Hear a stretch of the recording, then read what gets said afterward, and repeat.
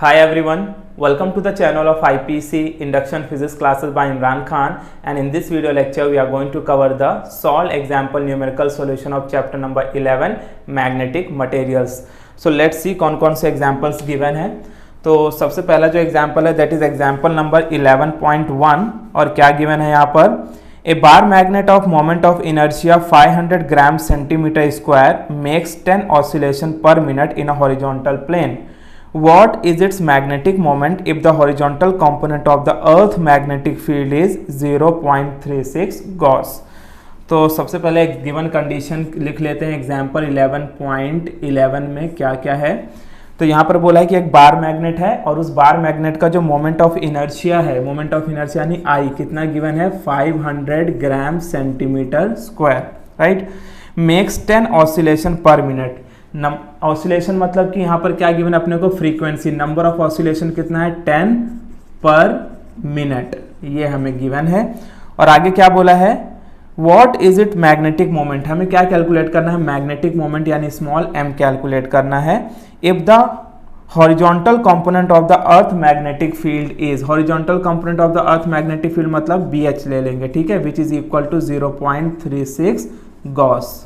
तो ये हमारे पास क्या है गिवन कंडीशन है। अब सबसे पहले यहाँ पर हम कन्वर्जन देख लेते हैं। लाइक यहाँ पर जो हमें मैग्नेटिक मोमेंट दिया है वो ग्राम सेंटीमीटर स्क्वायर में दिया है, तो इसे किस में होना चाहिए केजी मीटर स्क्वायर में। तो इसके लिए हम इसे क्या करेंगे, लिखते हैं 500 इंटू, देखो ग्राम से केजी में कन्वर्ट करेंगे तो पावर कितना होता है 10 की पावर -3, राइट। और सेंटीमीटर से मीटर स्क्वायर में कन्वर्ट करेंगे तो पावर क्या होगा 10 की पावर -4। तो बेसिकली ये क्या हो जाएगा फिर 500 इंटू 10 की पावर -7 केजी मीटर स्क्वायर। तो ये जो हमें मोमेंट ऑफ इनर्शिया मिल गया वो केजी मीटर स्क्वायर में मिल गया। उसके बाद यहाँ पर जो नंबर ऑफ ऑसिलेशन पर मिनट दिया है वो कितना है 10, तो इसको हम लोग को किस में निकालना पड़ेगा पर सेकेंड में। तो 10 ऑसिलेशन पर मिनट है तो ये क्या हो जाएगा 10, तो क्या हो जाएगा 10/60, इसे हम डिवाइड करेंगे तो क्या मिलेगा 1/6 ऑसिलेशन पर सेकेंड, ठीक है। तो ये हमें number of oscillation in second मिल गए। सो और m हमें कैलकुलेट करना है और जो BH की वैल्यू दिया है देखो वो गॉस में दिया हुआ है, तो गॉस से इसे हमें किस में कन्वर्ट करना पड़ेगा टेस्ला में, बिकॉज मैग्नेटिक फील्ड का यूनिट क्या होता है टेस्ला और वेबर पर मीटर स्क्वायर। तो गॉस से टेस्ला में कन्वर्ट करने के लिए जो भी हमारी वैल्यू होगी उसको 10 की पावर -4 से मल्टीप्लाई कर देना है, तो इसका जो भी आंसर आएगा वो किसके में आ जाएगा इन द फॉर्म ऑफ टेस्ला। अब हमें कैलकुलेट करना है मैग्नेटिक मोमेंट। तो हमें गिवन कंडीशन में क्या क्या है आई दिया है, नंबर ऑफ ऑसिलेशन दिया है और मैग्नेटिक फील्ड दिया है। तो यहाँ पर जो हमें फॉर्मूला यूज़ करना है वो related to in terms use करना है। तो इसके लिए हम लोग time period of a bar magnet का फॉर्मूला यूज़ कर लेंगे which is equal to T is equal to 2 root of I upon MB, ठीक है।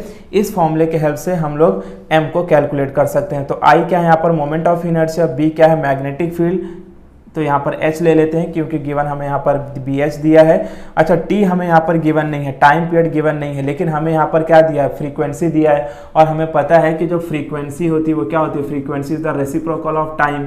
तो यहाँ से टाइम क्या हो जाएगा 1/n, तो बेसिकली 1/1/6, तो टाइम की वैल्यू क्या मिल जाएगी 6 सेकेंड, राइट। तो यहाँ से हमने टाइम को भी कैलकुलेट कर लिया। हमें मैग्नेटिक मोमेंट निकालना है तो इसके लिए हम क्या करेंगे, इसको सबसे पहले स्क्वायरिंग ऑन बोथ साइड कर देते हैं ताकि ये रूट हट जाए। तो ये क्या हो जाएगा फिर T² is equal to 4π² into I upon MBH, ठीक है। हमें क्या कैलकुलेट करना है M, सो देयरफॉर यहाँ से फॉर्मूला क्या बन जाएगा M is equal to 4π² into I upon नीचे क्या आ जाएगा फिर T² और बचेगा क्या यहाँ पर BH। अब यहाँ पर हम लोग सारी वैल्यूज़ को पुटअप करके इसे सॉल्व कर सकते हैं। सो देखो 4 को ऐसे ही रखेंगे, पाई की वैल्यू क्या हो जाएगी, तो पाई की वैल्यू होती है 3.14 और अगर हम पाई स्क्वायर करेंगे तो ये कितना हो जाएगा 9.85 या 9.86 ले सकते हो आप, ठीक है। अब देखो जो पाई स्क्वायर की वैल्यू है ये बहुत जगह पे यूज़ होती है, इसके लिए आप इस वैल्यू को याद रखो। पाई की वैल्यू तो हमें याद होती है 3.14, पाई स्क्वायर की जो वैल्यू है वो 9.85 या 9.86 आप ले सकते हो इंटू आई। अब आई यहाँ पर क्या गिवन है दैट इज 500 इंटू 10 की पावर -7, तो ये ले लेते हैं 500 इंटू 10 की पावर -7 अपॉन T²। तो T² यानी कि देखो T की वैल्यू क्या है 6, उसका स्क्वायर करेंगे तो हो जाएगा 36 इंटू गॉस की वैल्यू कितनी गिवन है BH, दैट इज 0.36, तो ये हो जाएगा 0.36 इंटू 10 की पावर माइनस 4। तो यहाँ पर हमने वैल्यूज़ को सारे पुटअप कर दिया। सो देयरफॉर यहाँ पर मैं m की वैल्यू को फाइनली कैलकुलेट करता हूँ। So therefore b small m is equal to क्या हो जाएगा, देखो 4 इंटू, इसको हम लोग कर लेते हैं कुछ इस तरीके से, मैं लिखता हूँ इसे 9.85, ठीक है, 9.85 इंटू, अगर 5 से आप इसे मल्टीप्लाई करोगे तो ये कितना हो जाएगा 20, राइट, इंटू 10 की पावर क्या है -7 अपॉन यहाँ पर 36 इंटू, तो इसे मैं लिखता हूँ 36 इंटू 0.36 इंटू 10 की पावर -4। अब हम इसे सिंप्लीफाई करने के लिए क्या करेंगे कि जो भी ये है इसको पावर के टर्म्स में लिख देंगे ताकि जो हमारा कैलकुलेशन है वो थोड़ा इजी हो सके। तो मैं इसे क्या करता हूँ 9.85 इंटू 2 लिख देता हूँ।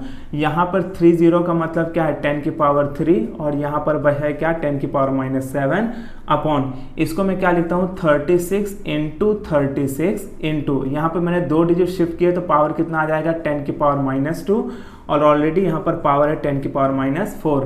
इसे हम आगे सॉल्व करेंगे तो सबसे पहले मैं 2 से इसे मल्टीप्लाई कर लेता हूँ, तो 2 5 10 0 1, 2 8 16 1 17 और 2 9 18 1 19, तो इसका आंसर क्या आएगा 19.7 और यहाँ पर पावर क्या बचेगा 10 की पावर -4 अपॉन, यहाँ पर क्या होगा 36 इंटू 36 और पावर क्या होगा 10 की पावर, ठीक है।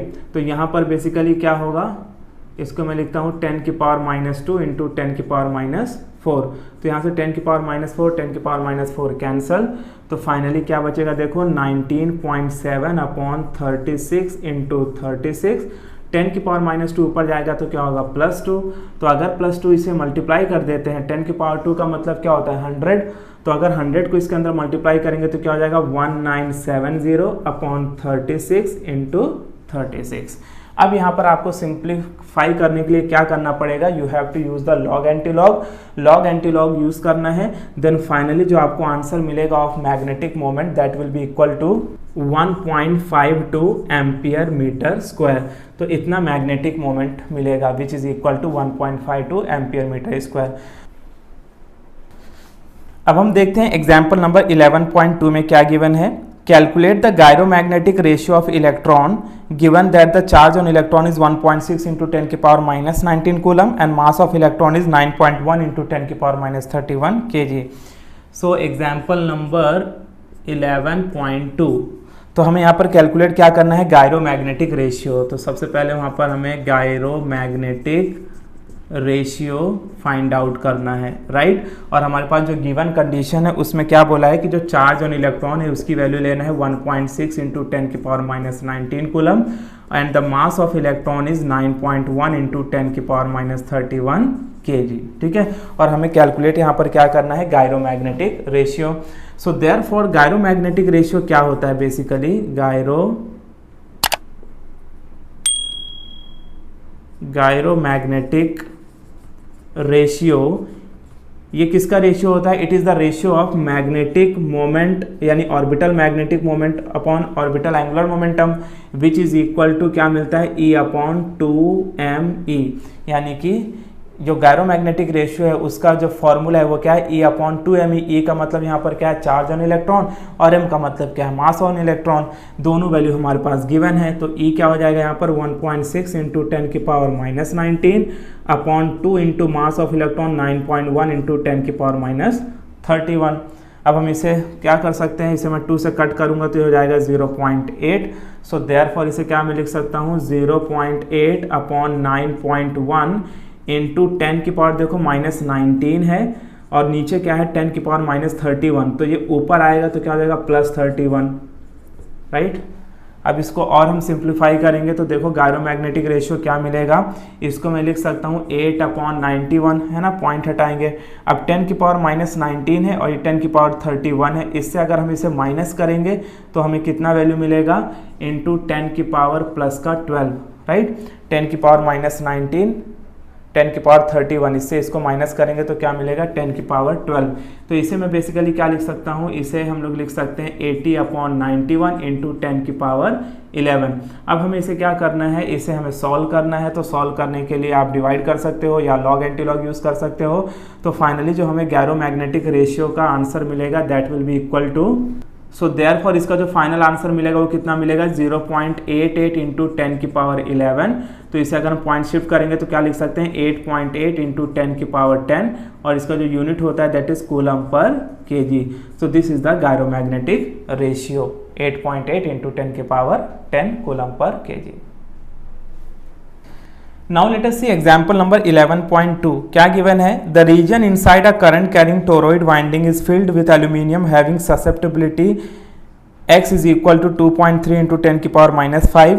What is the percentage increase in the magnetic field in the presence of aluminium over that without it? ठीक है, so कंडीशन क्या है एग्जाम्पल 11.2 में, यहाँ पर बोला है कि the region inside a current carrying toroid. तो बेसिकली टोरॉइड से रिलेटेड क्वेश्चन है और उसमें बोला है it is filled with aluminium, जिसका जो ससेप्टेबिलिटी है, द ससेप्टेबिलिटी वो कितना गिवन है 2.3 इंटू 10 की पावर माइनस 5।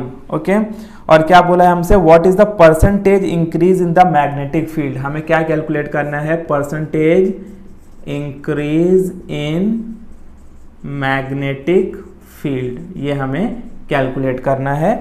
और आगे गिवन कंडीशन में क्या बोला है, in the presence of aluminium. तो percent increase in magnetic field in the presence of aluminium, in the presence of aluminium, right. तो चलो इसे कैलकुलेट करते हैं। सो देखो percentage increase in magnetic field निकालने का एक डायरेक्ट फॉर्मूला है, वो मैं आपको बाद में इस स्टेप में बता दूंगा। बट इस क्वेश्चन को कैसे सॉल्व करना है, तो इस क्वेश्चन को सॉल्व करने के लिए सबसे पहले हमें ये पता करना होता है कि जब एल्यूमिनियम फील्ड नहीं हुआ था तो मैग्नेटिक फील्ड कितनी थी और एल्यूमिनियम फील्ड होने के बाद मैग्नेटिक फील्ड कितनी है, राइट। तो इस क्वेश्चन को हम कुछ इस तरीके से सॉल्व करेंगे। Therefore magnetic field inside the solenoid without aluminium. ठीक है, पहले हम लोग magnetic field inside the solenoid without aluminium देखेंगे। तो ये इसका फॉर्मूला क्या होता है, basically B naught is equal to mu naught H. तो ये जो मैग्नेटिक फील्ड है ये क्या है, magnetic field inside the solenoid without the aluminium. तो एल्यूमिनियम जब हमने नहीं डाला है उसके पहले मैग्नेटिक फील्ड कितनी है उसकी, म्यू नॉट एच। अब हम क्या करेंगे, and magnetic field inside the solenoid with aluminium. ठीक है, जब हम एल्यूमिनियम को पुटअप करेंगे तो उसकी मैग्नेटिक फील्ड कितनी होगी, तो it is B is equal to mu H. ठीक है, अब यहाँ पर म्यू नॉट का मतलब क्या है, परमिटिविटी ऑफ फ्री स्पेस, और म्यू का मतलब क्या होता है, परमिटिविटी ऑफ मीडियम। तो जो परमिटिविटी ऑफ मीडियम है म्यू, तो बेसिकली ये क्या होता है, but mu is equal to mu naught into mu R. तो म्यू की वैल्यू क्या होती है, mu naught into mu R. तो म्यू नॉट अगेन क्या है, परमिटिविटी ऑफ स्पेस या medium, sorry permittivity of space, और म्यू आर का मतलब क्या होता है, रिलेटिव परमिबिलिटी, और म्यू का मतलब क्या है, permittivity of medium. So therefore यहाँ से देखो क्या हो जाएगा, तो एक इक्वेशन हमें क्या मिला, B naught is equal to mu naught H. ये क्या है, magnetic field inside the solenoid without aluminium.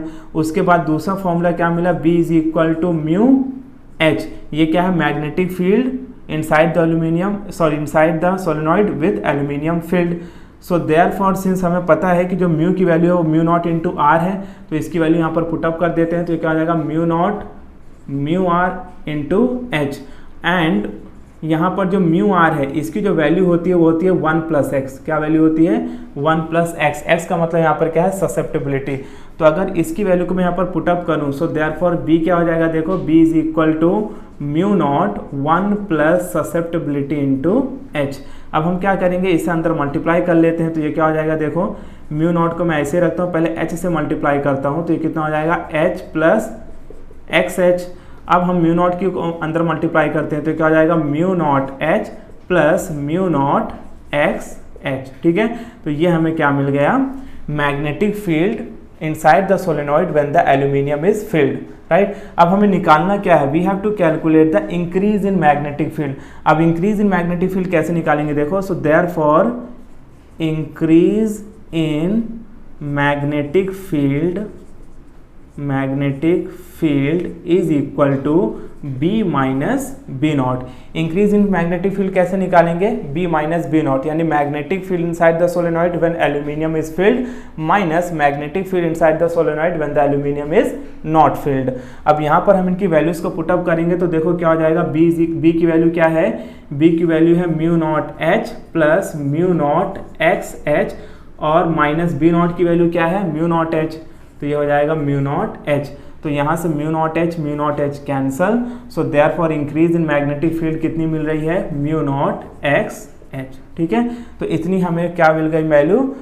Increase in the magnetic field. इतनी मैग्नेटिक फील्ड इंक्रीज हुई है when we have filled the aluminium. So therefore percentage increase of magnetic field, percentage increase of magnetic field कितना हो जाएगा? देखो यहाँ से फिर that will be equal to B minus B naught, यानी increase in magnetic field upon B naught into 100।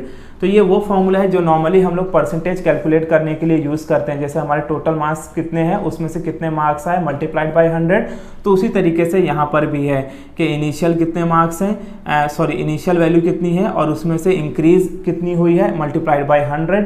तो ये जो है ये डायरेक्ट फॉर्मूला है। इस फॉर्मूले के हेल्प से हम लोग percentage increase in magnetic field calculate कर सकते हैं। लेकिन हमें ये स्टेप क्यों फॉलो करने पड़े? क्योंकि यहाँ पर मैग्नेटिक फील्ड की वैल्यू गिवन नहीं थी, राइट। अब यहाँ पर b माइनस बी नॉट की वैल्यू कितनी मिली है? Mu naught X H into 100 upon B naught की वैल्यू क्या है? बी नॉट की वैल्यू है म्यू नॉट एच। तो यहाँ से देखो म्यू नॉट कैंसिल, एच से एच कैंसिल, तो बचा क्या यहाँ पर? Susceptibility into 100।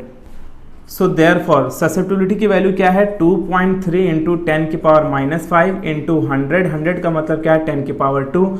सो देयरफॉर ये क्या हो जाएगा? 2.3 इंटू 10 की पावर माइनस 5 और 10 की पावर 2, तो बचेगा क्या यहाँ पर? 10 की पावर माइनस 3। 10 की पावर माइनस 3 का मतलब है कि यहाँ से पॉइंट शिफ्ट होंगे तो कितना हो जाएगा? 0.0023%। इतना परसेंटेज इंक्रीज हुआ है magnetic field due to the presence of aluminium in the solenoid, right? अब हम देखते हैं एग्जाम्पल नंबर 11.3 क्या गिवन है। A domain in ferromagnetic iron is in the form of a cube of side 1 micrometre. Estimate the number of iron atoms in the domain, maximum possible dipole moment and magnetization of the domain. The molecular mass of iron is 55 gram per mole and the density is 7.9 gram per centimetre cube. Assume that each iron atom has a dipole moment of 9.27 into 10 की power minus 24 ampere meter square. So basically this question is related to the ferromagnetic material, यानी कि domain से related question है। अब इसे देखो solve करना है, लेकिन यहाँ पर एक चीज़ आपको ध्यान देना है कि जो फॉर्मूला है वो डायरेक्ट फॉर्मूला यहाँ पर ऐसा कुछ गिवन नहीं है। जो फॉर्मूले यहाँ पर यूज़ हुए हैं they are previous formulas use हुए हैं related to the magnetic moment या रिलेटेड टू द डेंसिटी वगैरह, ठीक है। तो चलो सबसे पहले गिवन कंडीशन लिख लेते हैं। तो यहाँ पर क्या बोला है कि वो जो डोमेन है फेरोमैग्नेटिक आयरन का वो किसके फॉर्म में है? क्यूब के फॉर्म में है, और उसका जो लेंथ है यानी एक साइड का लेंथ दिया है 1 माइक्रोमीटर, ठीक है। तो यहाँ से अगर मैं इसे माइक्रो का मतलब क्या हो जाएगा? 1 इंटू 10 की power minus 6 metre, right. So therefore यहाँ से वॉल्यूम क्या मिल जाएगा? वॉल्यूम क्या होता है? L cube. तो एल क्यूब क्या हो जाएगा? 10 की पावर माइनस 18 मीटर क्यूब। लेकिन अगर मुझे इसे सेंटीमीटर में लिखना हो तो फिर कितना हो जाएगा? ये 10 की पावर माइनस 12 सेंटीमीटर क्यूब, ठीक है। तो वॉल्यूम हमने दोनों निकाल लिया, इन मीटर क्यूब भी और सेंटीमीटर क्यूब भी। सेंटीमीटर क्यूब में क्यों लिया है इसका रीज़न मैं आगे बताता हूँ। आगे और क्या बोला है हमें फाइंड करने को? We have to calculate the number of iron atoms in the domain. We have to calculate the number of iron atoms in the domain as well as we have to find the maximum possible dipole moment, यानी कि m max निकालना है अपने को, maximum dipole moment, and we have to calculate the magnetization of the domain that is mz, ठीक है। और हमारे पास गिवन कंडीशन में क्या बोला है? The molecular mass of iron is 55 gram per mole. Molecular mass of iron कितना गिवन है? It is given 55 gram per मोल, ठीक है। और क्या गिवन है यहाँ पर?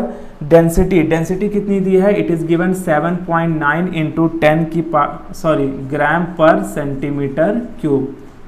तो ये हमें यहाँ पर डेंसिटी दिया हुआ है। और आगे डाइपोल मोमेंट की भी वैल्यू गिवन है which is equal to 9.27 into 10 की power minus 24 ampere metre square, ठीक है।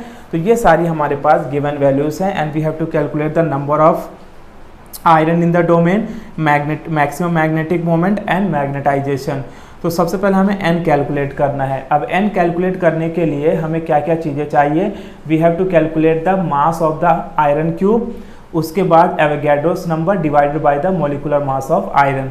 तो सबसे पहले हम क्या करेंगे, सिंस हमें यहाँ पर डेंसिटी दिया है, वॉल्यूम दिया है, तो यहाँ से हम मास निकाल लेंगे। तो मास ऑफ आयरन क्यूब कितना हो जाएगा, वॉल्यूम इंटू डेंसिटी। वॉल्यूम कितना गिवन है, इट इज़ गिवन 10⁻⁻12। सिंस हम यहाँ पर सेंटीमीटर यूज़ करेंगे क्योंकि दोनों वैल्यूज़ यहाँ पर सीरियस यूनिट को फॉलो कर रही हैं। डेंसिटी यहाँ पर कितना है, 7.9। ओके, सो देयरफॉर यहाँ से फिर मास क्या हो जाएगा, 7.9 इंटू 10⁻⁻12 kg, ये हमें मास मिल गया। अब हमें क्या कैलकुलेट करना है, we have to calculate the number of iron atoms in the domain. तो इसका फॉर्मूला क्या होता है, basically mass of iron cube into Avogadro's number upon molecular mass of या मॉलिक्यूलर वेट ऑफ आयरन। सो यहाँ से m की वैल्यू मास कितना गिवन है, 7.9 इंटू 10⁻⁻12। एवोगैड्रोस नंबर की वैल्यू क्या होती है, 6.023 इंटू 10⁻23 अपॉन मॉलिक्यूलर मास कितना गिवन है, 55 ग्राम पर मोल। अब हमें यहाँ पर करना क्या है कि इन वैल्यूज़ को कैलकुलेट करना है। कैलकुलेट करने के बाद जो फाइनली नंबर ऑफ एटम्स का हमें जो आंसर मिलेगा वो कितना मिलेगा, 8.56 into 10⁻10। So the number of iron atom present in the domain is 8.56 into 10⁻10। अब हमें नेक्स्ट क्या कैलकुलेट करना है, we have to calculate the maximum magnetic moment। So therefore अब हमें क्या निकालना है, मैक्सिमम मैग्नेटिक मोमेंट। तो मैक्सिमम मैग्नेटिक मोमेंट बेसिकली क्या होगा, number of iron atoms in the domain into magnetic moment. तो यहाँ से number of iron atoms in the domain कितना मिला अपने को, 8.56 इंटू 10⁻10 इंटू मैग्नेटिक मोमेंट की वैल्यू हमें गिवन है, that is equal to 9.27 into 10⁻24। अब हमें इसे क्या करना है, by using log anti log calculate करना है, दैट इज 8.56 इंटू 9.27 इंटू 10⁻24 है, 10⁻10 है, तो यहाँ पे बचेगा क्या, 10⁻14। अब इसे आपको लॉग एंटी लॉग से सॉल्व करना है। तो सॉल्व करने के बाद जो मैक्सिमम मैग्नेटिक मोमेंट मिलेगा that will be equal to 8 into 10⁻13 ampere metre square. तो इतना हमें क्या मिल जाएगा, मैक्सिमम मैग्नेटिक मोमेंट। अब हमें क्या कैलकुलेट करना है, we have to calculate the magnetization. तो मैग्नेटाइजेशन का फॉर्मूला तो हमें पता है क्या होता है, mnet upon volume, mnet upon volume यानी net magnetic moment upon volume. Net magnetic moment कितना गिवन है, इट इज 8 इंटू 10⁻13 अपॉन, अब जो वॉल्यूम हम लोग यूज करेंगे वो कौन सा वॉल्यूम यूज करेंगे, मीटर क्यूब वाला, है ना, क्योंकि जो हमारी मैक्सिमम मैग्नेटिक मोमेंट मिला है उसका यूनिट क्या है, एम्पियर मीटर स्क्वायर, और ये एक एसआई यूनिट है, तो हमें वॉल्यूम भी किस में यूज करना पड़ेगा, एसआई यूनिट में। तो वॉल्यूम यहाँ से क्या हो जाएगा, 10⁻18, सो ये हो जाएगा 8 इंटू 10⁻13 इंटू 10⁻+18। तो यहाँ पर क्या बचेगा, 8 इंटू 10⁵, और इसका यूनिट क्या होता है, एम्पियर पर metre. So this is the magnetization. तो इस तरीके से हमने इस चैप्टर से रिलेटेड जो भी सॉल्व एग्जाम्पल्स थे उनके सॉल्यूशन यहाँ पर कवर अप कर लिए हैं, राइट।